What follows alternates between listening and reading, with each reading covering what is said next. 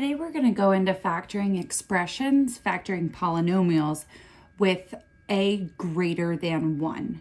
So remember that this is our generic expression, ax2 plus bx plus c, where we have our first degree term, our second degree term, and our constant. So they're saying when a is greater than 1. So first, we can factor by grouping. This is only going to work some of the time, but when it works, it's a lot quicker than using the square method. So first, let's just look at an example of factoring by grouping.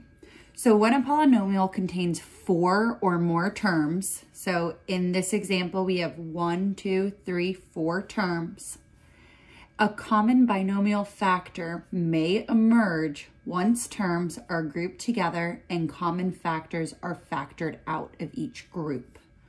So what that means is we are going to group these terms.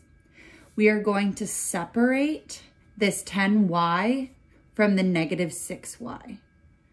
So I'm going to put parentheses around the first 2 terms and parentheses around the second 2 terms. I'm then going to look for a common factor. In this first set of parentheses, my common factor is y, because 5y squared and negative 6y both have a y in them. And then I'm going to write out this group the same way I did in lesson 5.3. So we have 5y minus 6. Then I'm going to do this with my second set of terms. The common factor for these is just the number 2, because the only thing these 2 terms have in common is 2. They can both be divided by 2. So if I divide 10y by 2, I get 5y. And if I divide negative 12 by 2, I get negative 6. What we've noticed here is what's in these parentheses is the same.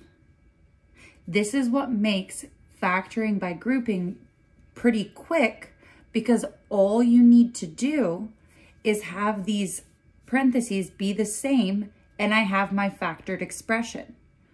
The first set of parentheses is going to be made up of the terms that are the coefficients on the outside of your parentheses. So this first set is going to be y plus 2. And then the second set of parentheses is just going to be that leftover factored expression. And that's it.